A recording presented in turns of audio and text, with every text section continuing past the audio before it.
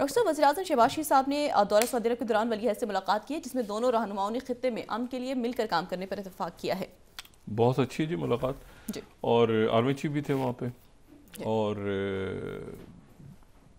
अब जाहिर है कि दोनों तरफ से डेलीगेशंस थे बड़े, तो उसमें पाकिस्तान और सऊदी अरब के ताल्लुकात स्ट्रेटजिक नौइयत के ताल्लुकात हैं, बड़े अच्छे ताल्लुकात हैं।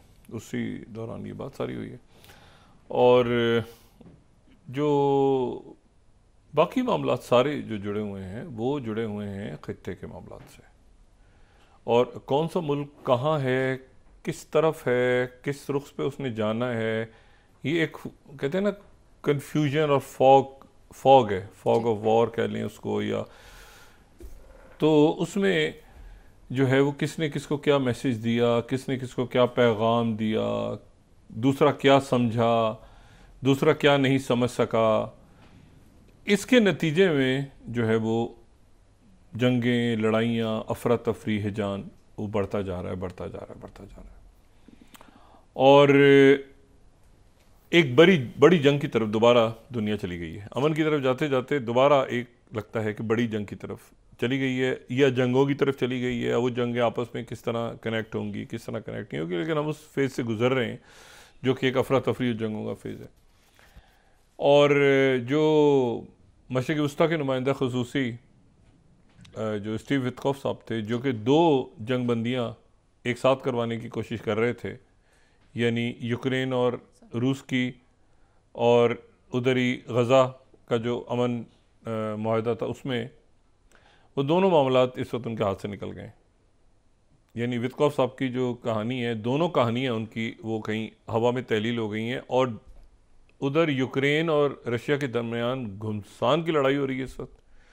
अच्छा, एक तरफा हो रही है, रशिया के अटैक ज़्यादा हैं और यहाँ से यूक्रेन की फ़ौजें जो है वो रिट्रीट कर रही हैं।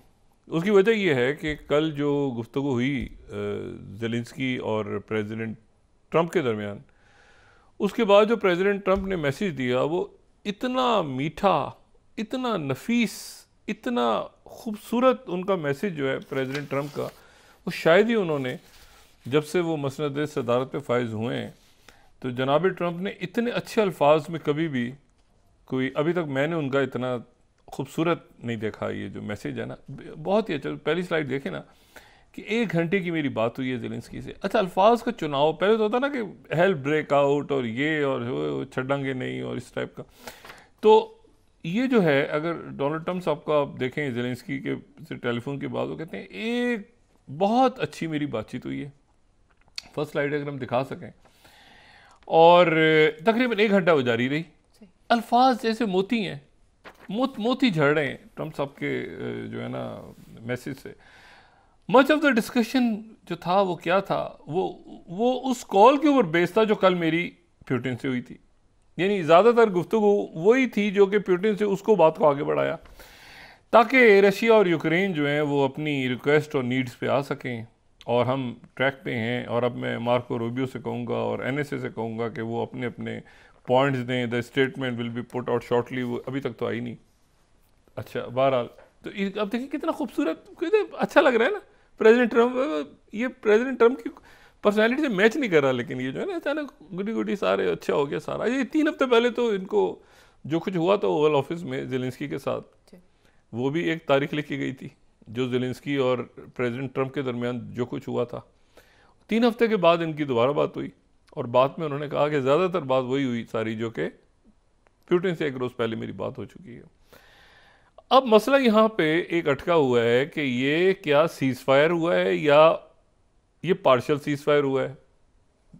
यानी क्या सीज़ फायर हो गया है, जंगबंदी हो गई है, या पार्शियल सीज़ फायर हुआ है। पार्शियल सीज़ फायर हुआ है यानी इसका मतलब है कि एनर्जी और जो एनर्जी से रिलेटेड उनकी जो 55% एनर्जी तो वो अपने न्यूक्लियर पावर प्लांट से ले रहे हैं। तो सवाल ये है कि वो कहाँ मतलब पार्शियल हुआ है, टोटल हुआ है, क्या हुआ है, किसी को कुछ नहीं पता। तो उसके नतीजे में लड़ाई मार कुटाई जारी है वहाँ पे। अच्छा, यानी लड़ाई मार कुटाई से मुराद ये है कि वो प्रेसिडेंट जो प्यूटिन है वो उन्होंने तो बात की थी ना कि भाई ऐसा है। देखें प्रेसिडेंट प्यूटिन कहाँ तक ले गए हैं प्रेसिडेंट ट्रंप को। पहले नंबर 1 नेटो से यूक्रेन आउट, नंबर 2, यूक्रेन की सरजमीन पे कोई तीसरे मुल्क की या नेटो की या यूरोप की फ़ौज नहीं होगी। दूसरा, तीसरा ये कि 2014 की सरहदें दोबारा यूक्रेन को नहीं मिलेंगी। पांचवा, उनकी फ़ौजी इमदाद और जो इंटेलिजेंस कवर है वो भी बंद होगा। ये मुतालबा रखा हुआ है उन्होंने, अभी तक नहीं बंद की ट्रम्प ने, लेकिन मुतालबा रखा हुआ है। 24 तारीख को जद्दा में फिर मुलाकात हो रही है अमेरिकन की और रशियंस की। जद्दा में 24 मार्च को फिर मुलाकात हो रही है, और इसमें यूक्रेन नहीं है कहीं दोबारा। इसमें फिर अमेरिकन और रशियंस की मुलाकात हो रही है, लेकिन ये ब्लैक सी के हवाले से हो रही है, जो बहरे अस्वद है उस हवाले से डेलीगेशंस आएंगे, और वो डेलीगेशंस होंगे जो कि आप समझें कि जो पहले डेलीगेशन मिले थे उससे ज़रा निचली सतह के वफूद गालिबन जद्दा पहुंच रहे हैं, अमेरिका और रूस के। कोई इंटरनेशनल अफेयर्स, कोई मैरीटाइम, इस तरह से दोनों तरफ के, क्योंकि देखना ये है कि ये बहरे अस्वद का जो मामला है। अच्छा, ये इससे पहले ये वही है जो बहरे अस्वद की जो ब्लैक सी में जो ग्रीन डील हुई थी, लेकिन उसमें टर्की में हुआ था वो मामला, अक़वाम मुत्तहिदा के तहत 2022 में हुआ, तो एक्सटेंड नहीं हुआ था 2023 के बाद। अब ये जद्दा में हो रहा है, लेकिन ये चूँकि फॉग इतनी है कि जंग में उसमें पता ही नहीं कि किसने किससे क्या बात की, क्या वो जंगबंदी की बात हो गई। अच्छा, वो ज़ेलेंस्की फ़ौरन मान गए, कि ज़ेलेंस्की ने फ़ौरन तस्लीम कर लिया कि आपकी और पुतिन की जो बात हुई है, मैं उस जंगबंदी पे रजामंदी का इजहार करता हूँ, मंजूर है, मंजूर है, मंजूर है। अच्छा, लेकिन अब वो जंगबंदी जो है वो कंप्लीट सीज़फायर नहीं है, वो तो पार्शियल सीज़फायर है, और वो है कि इसमें सिर्फ एनर्जी और जो पावर प्लांट्स हैं उनको जो है वो निशाना नहीं बनाया जाएगा।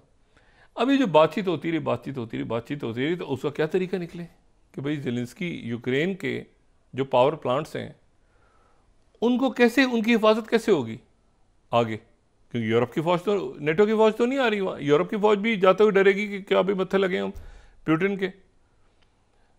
तो उसका एक तरीका निकाल लिया प्रेसिडेंट ट्रम्प ने। उन्होंने कहा ऐसा करो, ये तुम्हारे जो पावर प्लांट्स हैं, उनके 4 पावर प्लांट्स हैं, एक बंद पड़ा है उसमें से चेरनोबिल का। अगर हम ये मैप में देखें, चेरनोबिल का तो 1986 में जो एक बदतरीन हादसा हुआ था, तो चेरनोबिल का पावर प्लांट, तो न्यूक्लियर पावर प्लांट तो बंद पड़ा है। मैंने आपसे कहा ना 55% तकरीबन उनकी जो बिजली की ज़रूरियात हैं वो उनके न्यूक्लियर पावर प्लांट से आती हैं।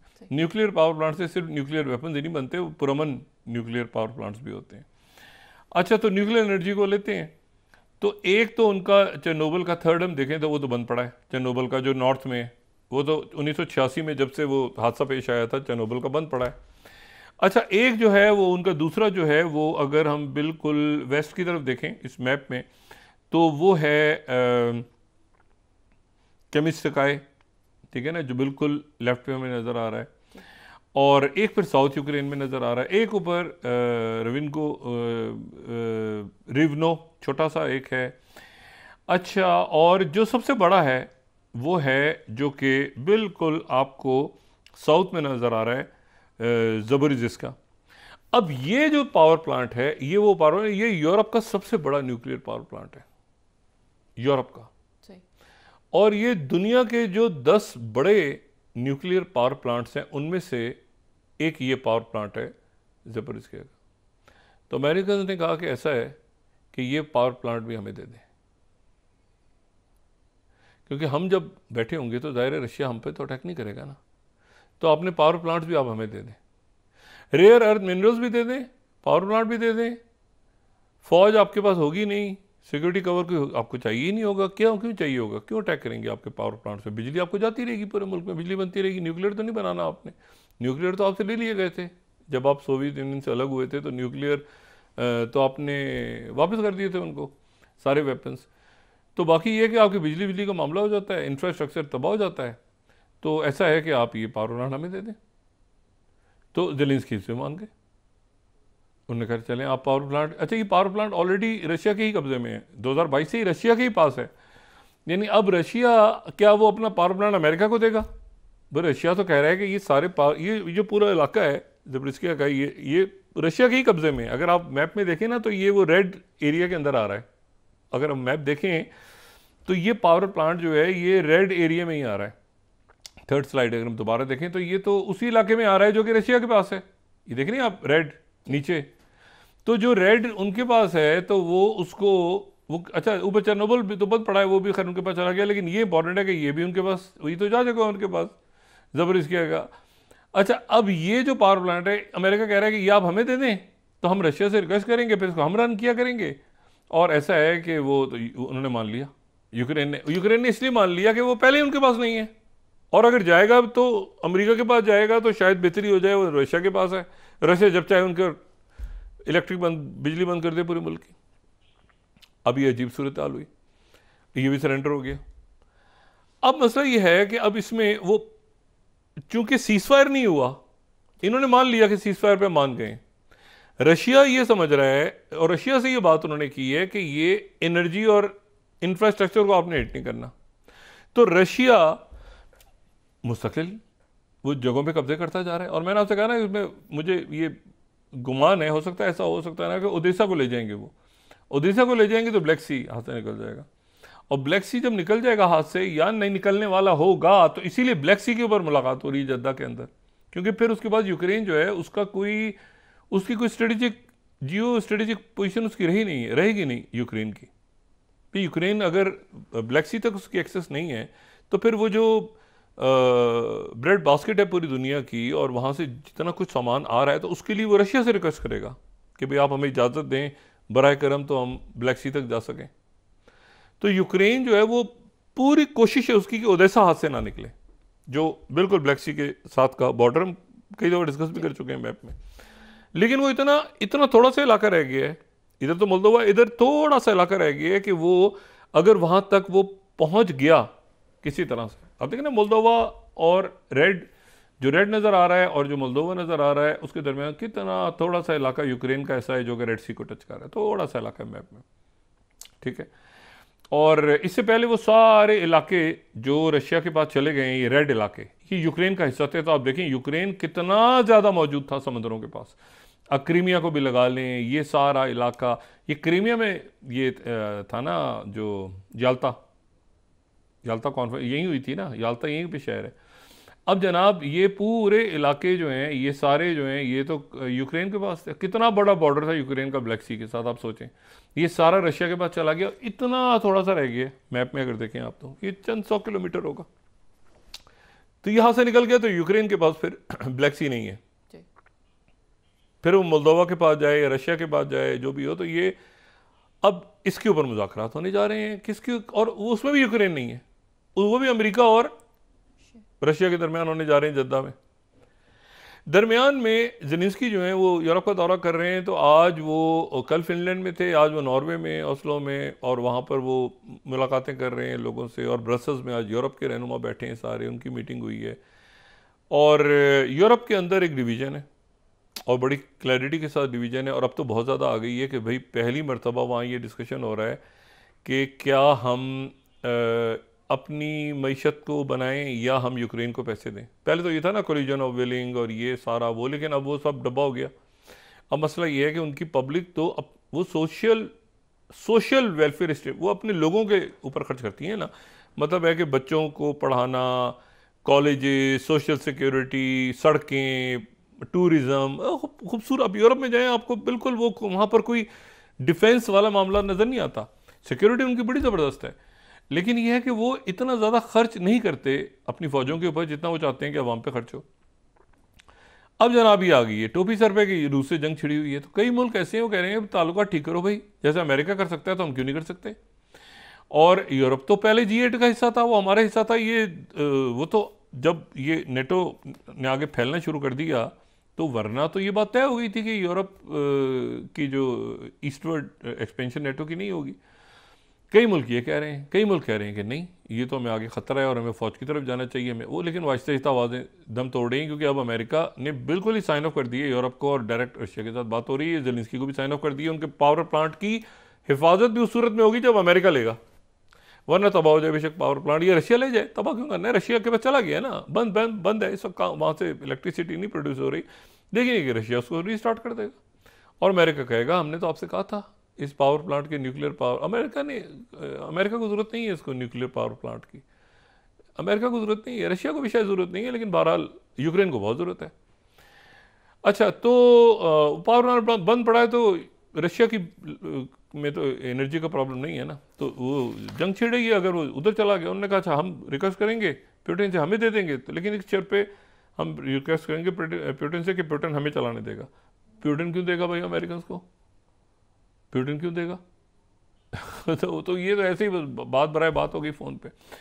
अच्छा, इन्होंने मान लिया ज़ेलेंस्की ने फ़ौरन कि ठीक है जी, आप रशिया से लेके आप इसको रन करें। इन्होंने किसी तरह से ऐसा हो जाए कि यहाँ पर अमेरिकन आ जाएं और जो वहाँ से गोले गिर रहे हैं रशिया से वो हमारे सोनों पे ना गिरे, अमेरिकन बैठे हों। तो अब वो रेयर अर्थ के पीछे चला गया, अभी आ गया जनाब, ये प्लांट आ गया, ये प्लांट भी हमारे बने करें, ठीक है। अच्छा, अब जनाब तो ये जो स्टीव विटकॉफ हैं उनका एक सीज़ फायर का तो ये हुआ, अब किसने क्या किया, क्या बात हुई, किससे क्या मैसेज कन्वे हुआ, प्यूटिन ने और प्रेसिडेंट ट्रम्प ने आपस में क्या बात की, मार्को रूबियो क्या चाहते थे, सेक्रेटरी डिफेंस क्या चाहते थे, इलॉन मस्क क्या चाहते हैं, एक खिचड़ी पक गई है सर वहाँ पे ट्रम्प इंतज़ामिया में।